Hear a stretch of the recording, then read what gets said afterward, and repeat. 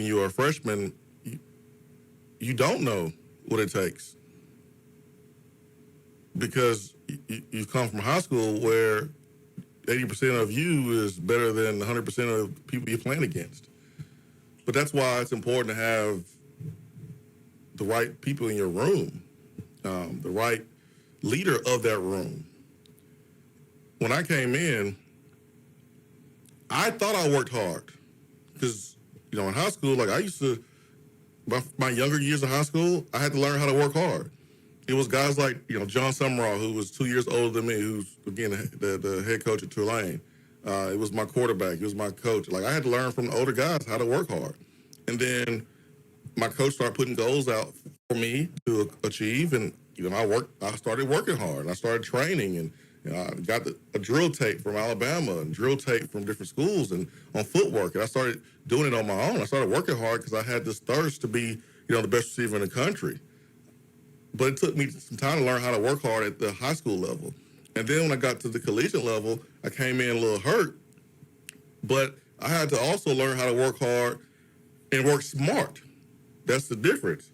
And it was Tony Brown who had been here with Dante Stallworth and Kelly Washington and watched, Kelly work. And, he learned how to work. And so I watched him and learned from him on how to work hard, but also work smart with the maintenance that goes on with taking care of my body, the film study, and all those things. And, I took it to another level. And when we were not good in 05, like, I took it upon myself to lead the room. Like, I went to David Cutcliffe one day, and he was not even moved into his office. I remember his office was empty, and he had some boxes. And I went to his office unannounced. I said, "Hey, Coach, what do you need from me?" I knew I was about to be a senior, and I remember I had a conversation with Pat Washington. It was before one of our games in 05, and he knew he was about to get fired. And he said, "Man, we need more leadership. You gotta lead better. Like, you gotta take over." And I was like, "All right, Coach." And that was like the last time I talked to him. I think I maybe texted with him here and there in the past, but the real conversation, that was the last time I talked to Pat Washington, who I had as a receiver coach for 3 years, who recruited me to Tennessee. When I came to camp to Tennessee after my freshman year, he is who I worked with. He thought I was older than I was and offered me. So, like, I was used to him all this time. And when he told me that, I was like, all right, well, I'm going to do that. That's when I went up, talked to Coach Cutcliffe. I said, "What do you need from me?" Cutcliffe only said this: "Say what you mean and mean what you say." That's what I took from the conversation. He told me that I needed to be able to run like a gazelle, that me and Meacham was overweight, and I didn't know that. That was the first time that we were told, "Hey, man, you need to be at this weight. We need you to be able to play this amount of plays. We're not going to rotate a bunch of receivers in and out." I was used to, my first 3 years, 6, 8 guys rotating in and out. Coach Cutt said, "We're not doing that. You need to be able to run all day. You and Meach need to lose weight." So me and Meach were roommates at the time. I was cooking. I made sure that we had the right meals. And I was at the lowest playing weight in my whole career. Meacham was too. But we got direction from Coach Cutt. We also got direction more from Trooper, who told us, "You need to catch 100 balls every single day.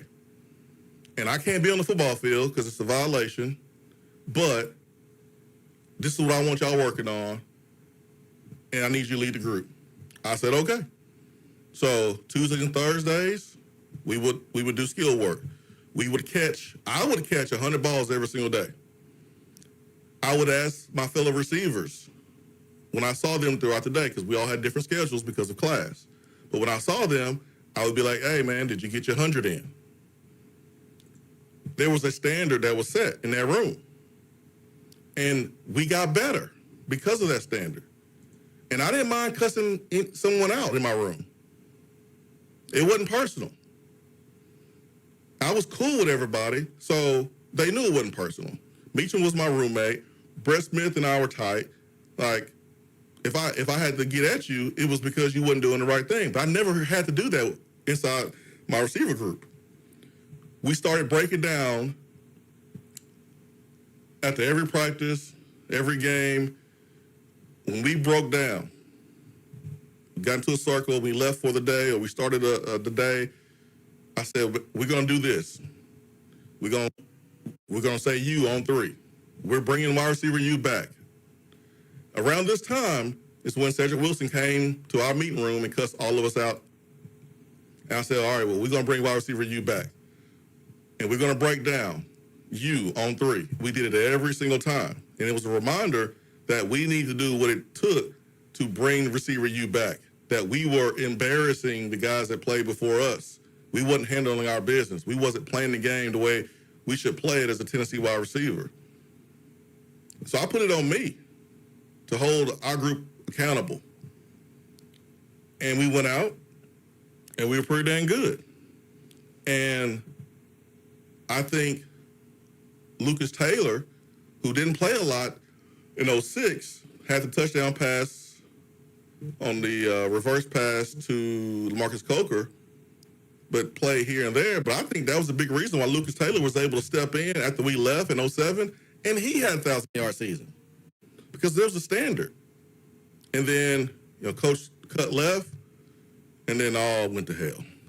I mean, it wasn't the same in the receiver room the next year. And then the receiver room started getting, better because we got more talent. But that's what it takes, though. Like, it's going to take for Kelsey Pope to identify some dudes and say, hey, man, I am challenging you to lead this group, and when I'm not there, this is what I need to be done. Every single day, are you getting better or are you getting worse? It doesn't matter how much money each individual player is making. Put that to the side. When you enter these white lines, it doesn't matter how much your NIL check is for. We're going to hold each other accountable. It doesn't matter if you're a 5-star, 4-star, doesn't matter. Did you get your 100 catches in today? Did you do your cone work? Did you do something today? Because I can promise you right now, if you're not doing it, there's a DB you're going to go up against this fall, they're doing extra stuff. And what happened was, on Tuesdays and Thursdays, before we start doing 7-on-7, playing against each other, you start seeing different groups around the complex. You saw Terry Fair working with Jonathan Wade and Inky Johnson, and they were backpedaling 100 yards at a time. It's like, whoa, okay. You start seeing O-line working together. Like, it became a thing. So that's what needs to happen in the receiver room for this group to get better. This is going to be a young group, but every pack, every group has a leader, and they have to identify who that leader is to get better.